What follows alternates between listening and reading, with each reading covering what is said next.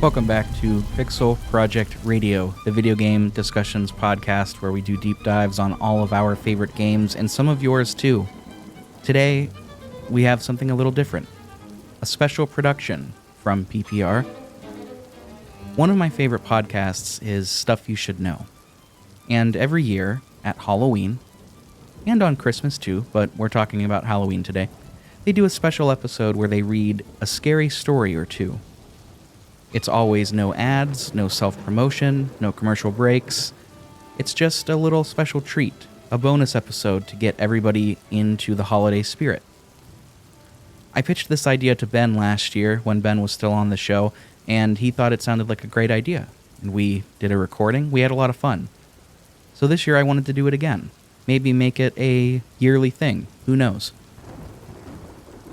So with that, now begins our second annual? You can't really say annual, there hasn't been a pattern established just yet, but the second iteration of the special production of the Spooky Story Spectacular.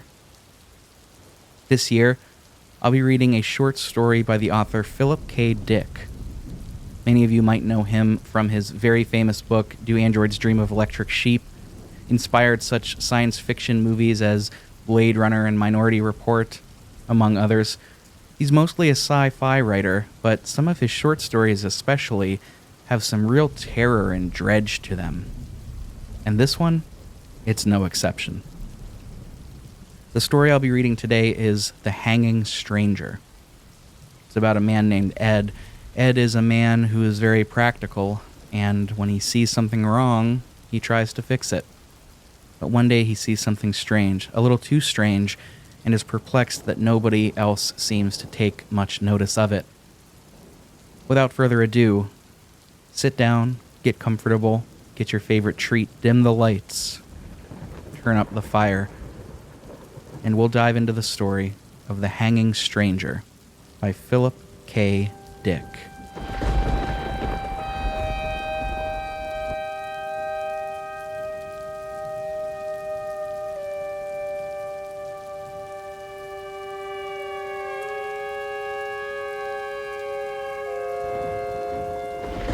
At 5 o'clock, Ed Loyce washed up, tossed on his hat and coat, got his car out and headed across town toward his TV sales store. He was tired. His back and shoulders ached from digging dirt out of the basement and wheeling it into the backyard. But for a 40-year-old man, he had done okay. Janet could get a new vase with the money he had saved, and he liked the idea of repairing the foundations himself. It was getting dark. The setting sun cast long rays over the scurrying commuters, tired and grim-faced, women loaded down with bundles and packages, students swarming home from the university, mixing with clerks and businessmen and drab secretaries. He stopped his Packard for a red light and then started it up again. The store had been open without him. He'd arrived just in time to spell the help for dinner, go over the records of the day, maybe even close a couple of sales himself. He drove slowly past the small square of green in the center of the street, the town park. There were no parking places in front of Loyce TV Sales and Service. He cursed under his breath and swung the car in a U-turn. Again, he passed the little square of green with its lonely drinking fountain and bench and single lamp post. From the lamp post, something was hanging, a shapeless dark bundle swinging a little with the wind, like a dummy of some sort. Loyce rolled down his window and peered out. What the hell was it? A display of some kind? Sometimes the Chamber of Commerce put up displays in the square. Again, he made a U-turn and brought his car around. He passed the park and concentrated on the dark bundle. It wasn't a dummy. And if it was a display, it was a strange kind. The hackles on his neck rose, and he swallowed uneasily. Sweat slid out of his face and hands. It was a body. A human body. "Look at it," Loyce snapped. "Come on out here." Don Ferguson came slowly out of the store, buttoning his pinstriped coat with dignity. "This is a big deal, Ed. I can't just leave this guy standing here." "See it?" Ed pointed into the gathering gloom. The lamppost jutted up against the sky, the post and the bundle swinging from it. There it is. How the hell long has it been there? His voice rose excitedly. What's wrong with everybody? They just walk on past. Don Ferguson lit a cigarette slowly. Take it easy, old man. There must be a good reason, or it wouldn't be there. A reason? What kind of reason? Ferguson shrugged. Like the time the Traffic Safety Council put that wrecked Buick there. Some sort of civic thing. How would I know? Jack Potter from the shoe shop joined them. What's up, boys? There's a body hanging from the lamp post, Lois said. I'm going to call the cops. They must know about it, Potter said, or otherwise it wouldn't be there. I gotta get back in. Ferguson headed back into the store. Business before pleasure. Lois began to get hysterical. You see it? You see it hanging there? A man's body. A dead man. Sure, Ed. I saw it this afternoon when I went for coffee. You mean it's been there all afternoon? Sure. What's the matter? Potter glanced at his watch. I have to run. See you later, Ed. Potter hurried off, joining the flow of people moving along the sidewalk, men and women passing by the park. A few glanced up curiously at the bundle, and then went on. Nobody stopped. Nobody paid any attention. I'm going nuts, Lois whispered. He made his way to the curb and crossed out into traffic among the cars. Horns honked angrily at him. He gained the curb and stepped up onto the little square of green. The man had been middle-aged. His clothing was ripped and torn, a gray suit, splashed and caked with dry mud. A stranger. Lois had never seen him before. Not a local man. His face was partly turned away, and in the evening wind he spun a little, turning gently, silently. His skin was gouged and cut. Red gashes, deep scratches of congealed blood. A pair of steel-rimmed glasses hung from one ear, dangling foolishly. His eyes bulged. His mouth was open, tongue thick and ugly blue. For heaven's sake, Lois muttered, sickened. He pushed down his nausea and made his way back to the sidewalk. He was shaking all over with revulsion and fear. Why? Who was the man? Why was he hanging there? What did it mean? And why didn't anybody notice? He bumped into a small man hurrying along the sidewalk. Watch it, the man grated. Oh, it's you, Ed. Ed nodded, dazedly. Hello, Jenkins. What's the matter? The stationery clerk caught Ed's aim. You look sick. The body. There in the park. Sure, Ed. Jenkins led him into the alcove of Lois TV Sales and Service. Take it easy. Margaret Henderson from the jewelry store joined them. Something wrong? Ed's not feeling well. Lois yanked himself free. How can you stand there? Don't you see it? For God's sake! What's he talking about? Margaret asked nervously. The body! Ed shouted. The body hanging there! More people collected. Is he sick? It's Ed Lois. You okay, Ed? The body! Lois screamed, struggling to get past them. Hands caught at him. He tore loose. Let me go! The police! Get the police! Ed, better get a doctor. Ugh, he must be sick. Or drunk. Lois fought his way through the people. He stumbled and half fell. Through a blur, he saw rows of faces, curious, concerned, anxious. Men and women halting to see what the disturbance was. He fought past them toward his store. He could see Ferguson inside talking to a man, showing him an Emerson TV set. Pete Foley in the back at the service counter, setting up the new Philco. Lois shouted at them frantically. His voice was lost in the roar of traffic and the murmuring around him. Do something! He screamed. Don't stand there. Do something. Something's wrong. Something's happened. Things are going on. The crowd melted respectfully for the two heavy-set cops moving efficiently towards Lois. "Name?" the cop with the notebook murmured. "Lois." He mopped his head wearily. "Edward C. Lois. Listen to me, back there. Address?" the cop demanded. The police car moved swiftly through traffic, shooting among the cars and buses. Lois sagged against the seat, exhausted and confused. He took a deep, shuddering breath. 1368 Hurst Road. "That's here in Pikeville?" "That's right." Lois pulled himself up with a violent effort.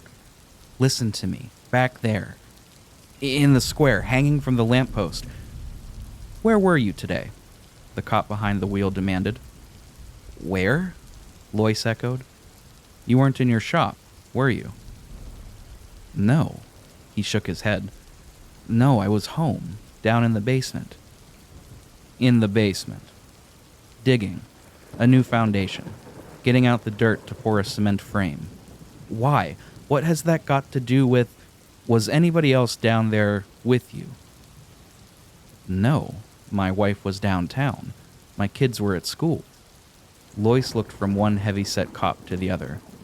Hope flickered across his face. Wild hope. "You mean because I was down there I missed the explanation? I didn't get in on it, like everybody else?" After a pause, the cop with the notebook said, "That's right. You missed the explanation." "Then it's official. The body, it's supposed to be hanging there." "It's supposed to be hanging there, for everybody to see." Ed Lois grinned weakly. "Good Lord. I guess I sort of went off the deep end. I thought maybe something had happened. You know, something like the Ku Klux Klan, some kind of violence, communists or fascists taking over." He wiped his face with his breast pocket handkerchief, his hands shaking. "I'm glad to know it's on the level." "It's on the level." The police car was getting near the Hall of Justice. The sun had set. The streets were gloomy and dark. The lights had not yet come on. "I feel better," Lois said. "I was pretty excited there for a minute. I guess I got all stirred up. Now that I understand, there's no need to take me in, is there?" The two cops said nothing. "I should be back at my store. The boys haven't had any dinner. I'm all right now, no more trouble. Is there any need of..." "This won't take long," the cop behind the wheel interrupted. "A short process, only a few minutes." "Hope it's short," Lois muttered. The car slowed down for a stoplight. "I guess I sort of disturbed the peace. Funny, getting excited like that and..." Lois yanked the door open. He sprawled out into the street and rolled to his feet. Cars were moving all around him, gaining speed as the light changed. Lois leaped onto the curb and raced among the people, burrowing into the swarming crowds. Behind him, he heard sounds, people running. They weren't cops. He had realized that right away. He knew every cop in Pikeville. A man couldn't own a store, operate a business in a small town for 25 years without getting to know all of the cops. They weren't cops. And there hadn't been any explanation.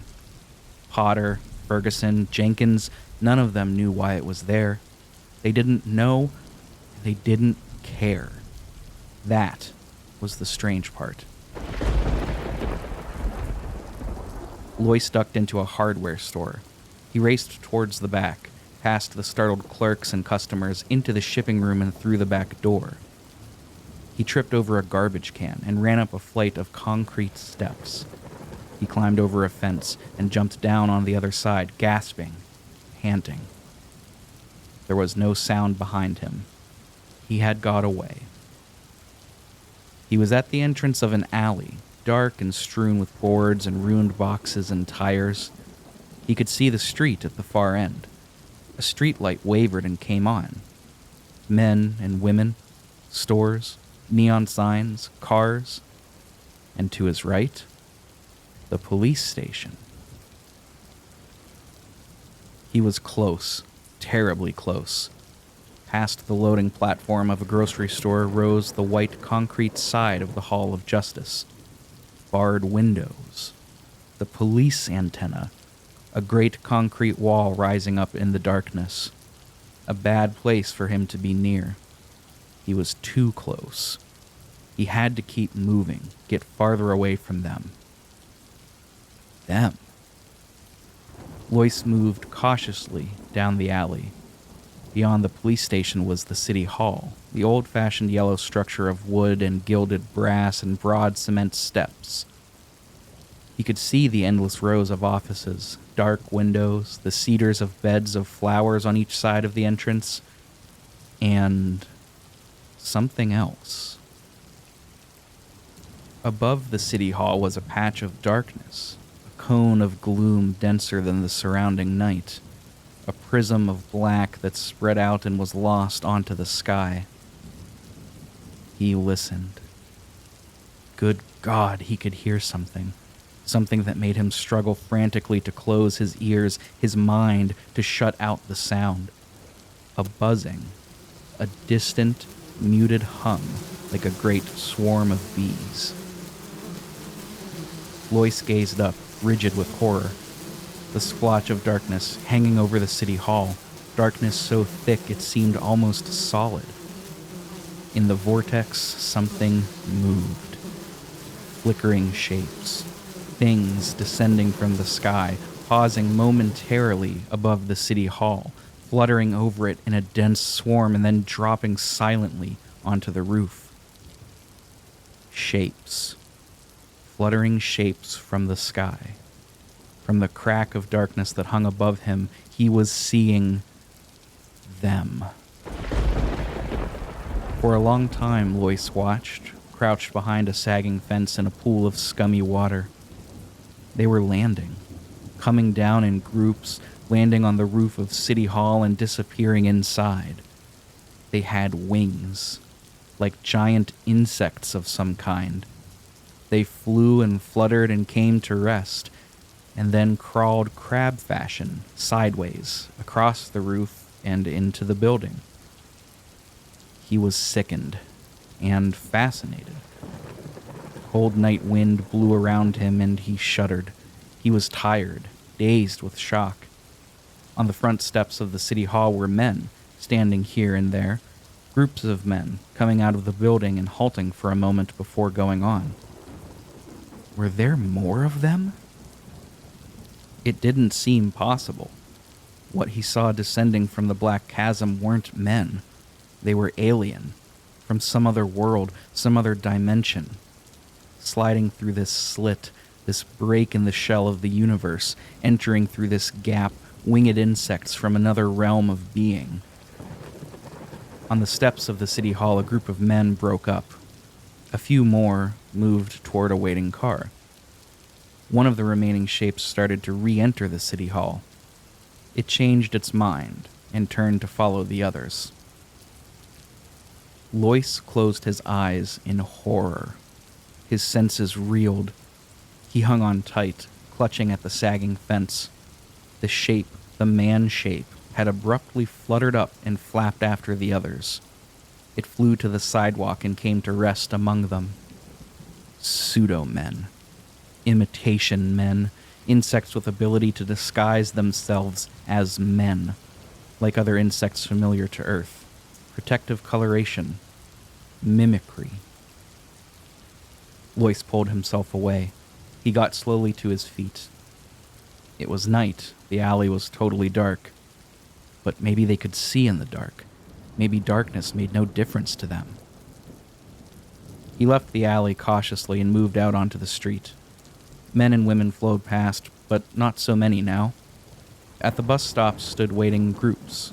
A huge bus lumbered along the street, its lights flashing in the evening gloom. Lois moved forward. He pushed his way among those waiting, and when the bus halted, he boarded it and took a seat in the rear, by the door. A moment later, the bus moved into life and rumbled down the street. Lois relaxed a little. He studied the people around him. Dull, tired faces. People going home from work. Quite ordinary faces. None of them paid any attention to him. All sat quietly, sunk down in their seats, jiggling with the motion of the bus. The man sitting next to him unfolded a newspaper. He began to read the sports section, his lips moving. An ordinary man. Blue suit, tie, a businessman, or a salesman. On his way home to his wife and family. Across the aisle, a young woman, perhaps 20. Dark eyes and hair, a package on her lap. Nylons and heels, red coat and white Angora sweater, gazing absently ahead of her. A high school boy in jeans and a black jacket. A great triple-chinned woman with an immense shopping bag loaded with packages and parcels, her thick face dim with weariness. Ordinary people, the kind that rode the bus every evening, going home to their families, to dinner. Going home, with their minds dead, controlled, filmed over with the mask of an alien being that had appeared and taken possession of them, their town, their lives. Himself, too. Except that he happened to be deep in his cellar instead of in the store. Somehow, he had been overlooked. They had missed him. Their control wasn't perfect, wasn't foolproof. Maybe there were others. Hope flickered in Lois. They weren't omnipotent. They had made a mistake, not got control of him. Their net, their field of control, had passed over him. He had emerged from his cellar as he had gone down. Apparently their power zone was limited. A few seats down the aisle, a man was watching him. Lois broke off his chain of thought. A slender man, with dark hair and a small mustache. Well-dressed, brown suit and shiny shoes. A book between his small hands. He was watching Lois, studying him intently. He turned quickly away.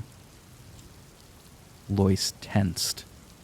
One of them, or another they had missed. The man was watching him again. Small dark eyes, alive and clever, shrewd. A man too shrewd for them. Or one of the things itself, an alien insect from beyond. The bus halted. An elderly man got on slowly and dropped his token into the box. He moved down the aisle and took a seat opposite Lois. The elderly man caught the sharp-eyed man's gaze. For a split second something passed between them, a look rich with meaning. Lois got to his feet. The bus was moving. He ran to the door. One step down into the well, he yanked the emergency door release. The rubber door swung open. "Hey!" the driver shouted, jamming on the brakes. "What the hell?" Lois squirmed through. The bus was slowing down. Houses on all sides. A residential district. Lawns and tall apartment buildings.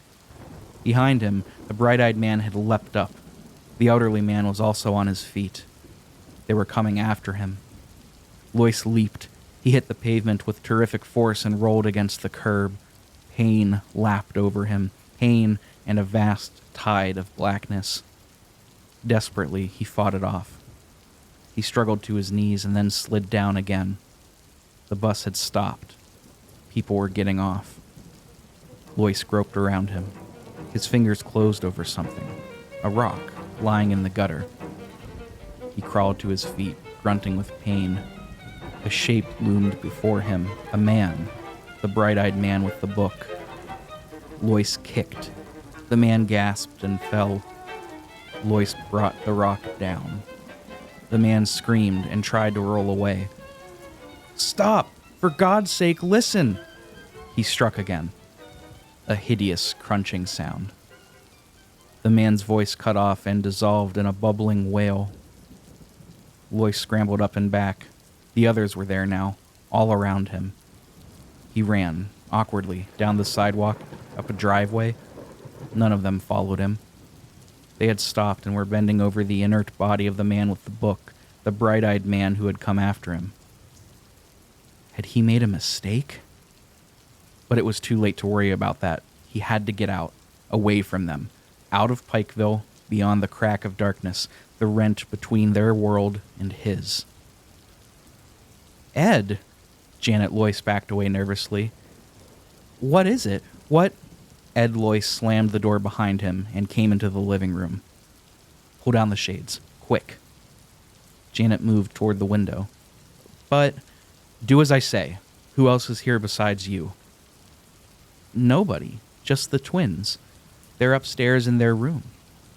What's happened? You look so strange. Why are you home? Ed locked the front door. He prowled around the house, into the kitchen. From the drawer under the sink, he slid out the big butcher knife and ran his finger along it. Sharp. Plenty sharp. He returned to the living room.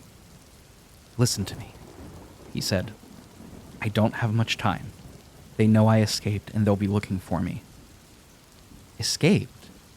Janet's face twisted with bewilderment and fear. Who? This town has been taken over. They're in control. I've got it pretty well figured out. They started at the top, at the city hall and police department. What they did with the real humans, they... What are you talking about? We've been invaded. From some other universe, some other dimension. They're insects, mimicry, and more. Power to control minds. Your mind. My mind? Their entrance is here, in Pikeville. They've taken over all of you. The whole town. Except me. We're up against an incredibly powerful enemy, but they have their limitations. That's our hope. They're limited. They can make mistakes. Janet shook her head. I don't understand, Ed. You must be insane. Insane? No. Just lucky. If I hadn't been down in the basement, I'd be like the rest of you. Loyce peered out the window. But I can't stand here talking. Get your coat. My coat? We're getting out of here. Out of Pikeville. We've got to get help. Fight this thing. They can be beaten. They're not infallible. It's going to be close, but we may make it if we hurry. Come on. He grabbed her arm roughly. Get your coat and call the twins. We're all leaving. Don't stop to pack. There's no time for that. White-faced, his wife moved towards the closet and got down her coat. Where are we going? Ed pulled open the desk drawer and spilled the contents out onto the floor. He grabbed up a road map and spread it open. They'll have the highway covered, of course, but there's a back road to Oak Grove. I got onto it once. It's practically abandoned. Maybe they'll forget about it. The old ranch road?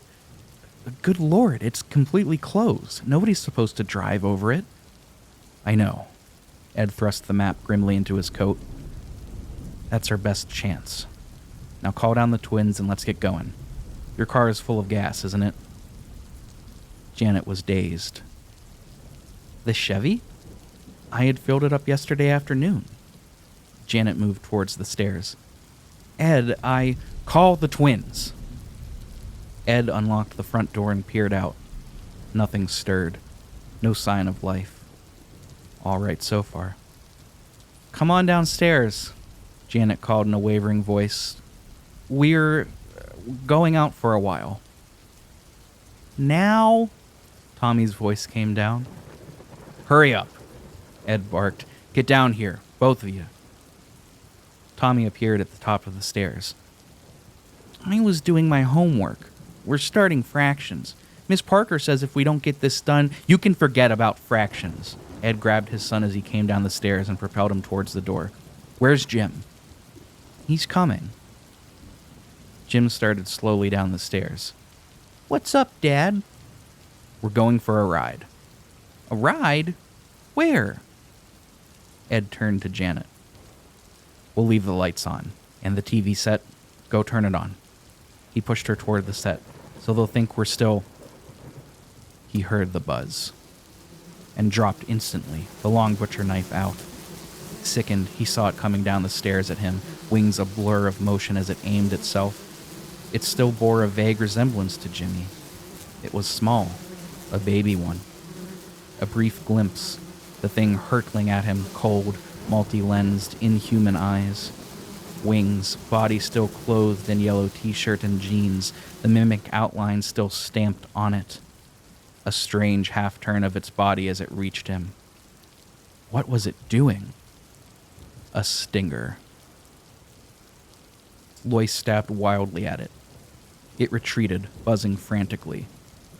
Lois rolled and crawled toward the door. Tommy and Janet stood still as statues, faces blank, watching without expression. Lois stabbed again. This time, the knife connected. The thing shrieked and faltered. It bounced against the wall and fluttered down. Something lapped through his mind.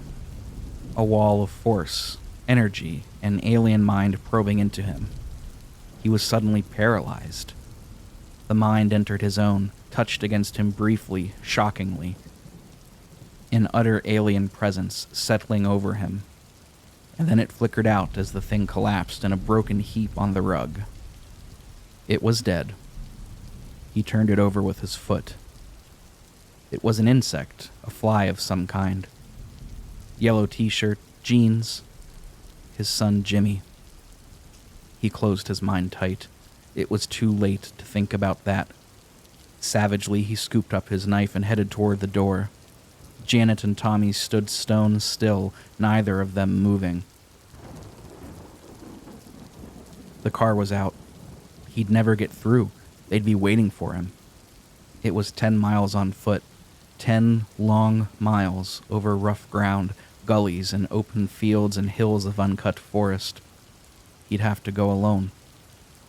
Lois opened the door. For a brief second he looked back at his wife and son. Then he slammed the door behind him and raced down the porch steps.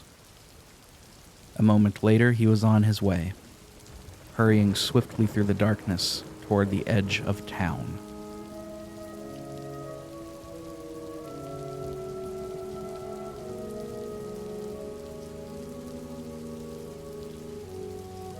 The early morning sunlight was blinding.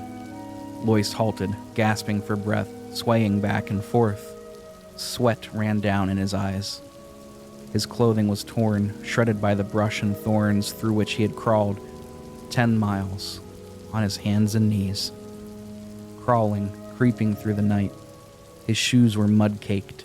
He was scratched and limping, utterly exhausted. But ahead of him lay Oak Grove. He took a deep breath and started down the hill.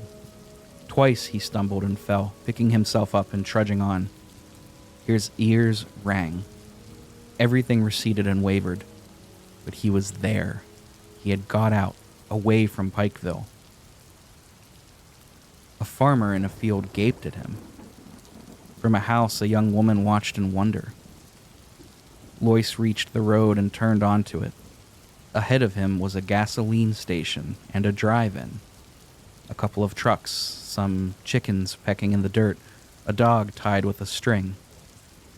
The white-clad attendant watched suspiciously as he dragged himself up to the station. Thank God. He caught hold of the wall. I didn't think I was going to make it. They followed me most of the way. I could hear them buzzing and flitting around behind me. What happened? The attendant demanded. You in a wreck? A holdup? Lois shook his head wearily. They have the whole town. The city hall and the police station. They hung a man from the lamppost. That was the first thing I saw. They've got all the roads blocked. I saw them hovering over the cars coming in. About 4 this morning I got beyond them. I knew it right away. I could feel them leave. And then the sun came up. The attendant licked his lip nervously. You're out of your head. I better get a doctor. Get me into Oak Grove, Lois gasped. He sank down on the gravel. We've got to get it started, cleaning them out. Got to get started right away. They kept a tape recorder going all the time he talked. When he had finished, the commissioner snapped off the recorder and got to his feet. He stood for a moment, deep in thought. Finally, he got out his cigarettes and lit up slowly, a frown on his beefy face. You don't believe me, Lois said. The commissioner offered him a cigarette. Lois pushed it impatiently away. Suit yourself. The commissioner moved over to the window and stood for a long time looking out at the town of Oak Grove. "I believe you," he said abruptly. Lois sagged. "Thank God." "So you got away." The commissioner shook his head. "You were down in your cellar instead of at work. A freak chance. 1 in a million." Lois sipped some of the black coffee they had brought him. "I have a theory," he murmured. "What is it?" "About them, who they are. They take over one area at a time, starting at the top, the highest level of authority, working down from there in a widening circle. When they're firmly in control, they go on to the next town. They spread, slowly, very gradually. I think it's been going on for a long time." "A long time?" "Thousands of years. I don't think it's new." "Why do you say that?" "When I was a kid, a picture they showed us in a Bible league. A religious picture, in old print. The enemy gods defeated by Jehovah, Moloch, Beelzebub, Moab, Baalin, Ashtaroth." "So?" "They were all represented by figures." Lois looked up at the commissioner. Beelzebub was represented as a giant fly. The commissioner grunted. An old struggle. They've been defeated. The Bible is an account of their defeats. They make gains, but finally they're defeated." "Why defeated?" "Well, they can't get everyone. They didn't get me. And they never got the Hebrews. The Hebrews carried the message to the whole world. The realization of the danger. The 2 men on the bus, I think they understood, had escaped like I did." He clenched his fists. "I killed one of them. I made a mistake. I was afraid to take a chance." The commissioner nodded. "Yes, they undoubtedly had escaped, as you did. Freak accidents. But the rest of the town was firmly in control." He turned from the window. "Well, Mr. Lois, you seem to have figured everything out." "Not everything. The hanging man. The dead man hanging from the lamppost. I don't understand that. Why? Why did they deliberately hang him there?" "That would seem simple." The commissioner smiled faintly. "Bait." Lois stiffened. His heart stopped beating. "Bait? What do you mean?" "To draw you out. Make you declare yourself, so they'd know who was under control and who had escaped." Lois recoiled with horror. "Then they expected failures. They anticipated—" He broke off. "They were ready with a trap. And you showed yourself. You reacted. You made yourself known." The commissioner abruptly moved toward the door. "Come along, Lois. There's a lot to do. We must get moving. There's no time to waste." Lois started slowly to his feet, numbed. "And the man? Who was the man? I never saw him before. He wasn't a local man. He was a stranger. All muddy and dirty, his face cut, slashed." There was a strange look on the commissioner's face as he answered. "Maybe," he said softly, "you'll understand that too. Come along with me, Mr. Lois." He held the door open, his eyes gleaming. Lois caught a glimpse of the street in front of the police station. Policemen, a platform of some sort, a telephone pole, and a rope. "Right this way," the commissioner said, smiling coldly.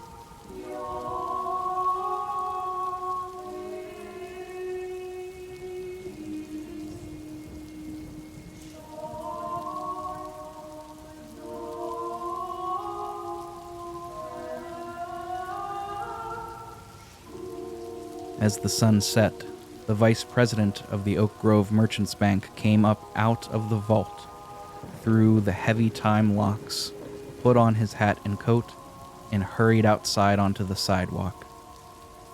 Only a few people were there, hurrying home to dinner. "Good night," the guard said, locking the door after him. "Good night," Clarence Mason murmured. He started along the street toward his car. He was tired. He had been working all day down in the vault, examining the layout of the safety deposit boxes to see if there was room for another tier. He was glad to be finished. At the corner, he halted. The streetlights had not yet come on. The street was dim. Everything was vague. He looked around and froze. From the telephone pole in front of the police station, something large and shapeless hung. It moved a little with the wind. What the hell was that? Mason approached it warily. He wanted to get home. He was tired and hungry. He thought of his wife, his kids, a hot meal on the dinner table. But there was something about the dark bundle, something ominous and ugly. The light was bad. He couldn't tell what it was. Yet it drew him on, made him move closer for a better look. The shapeless thing made him uneasy. He was frightened by it. Frightened and fascinated. And the strange part was that nobody else seemed to notice. The Hanging Stranger by Philip K. Dick. A great story, a great short story for this time of year, a meld of science fiction and horror. I hope you all enjoyed this episode, this brief detour from our regularly scheduled content. Sometimes these lighter episodes can be a lot of fun, and I hope to continue this trend moving into the future for this time of year, maybe make this a yearly thing. Thanks for sticking around, everybody. This has been a special production of Pixel Project Radio. I am Rick. I am your host, as always. Until next time, happy Halloween, everybody. We'll see you in November.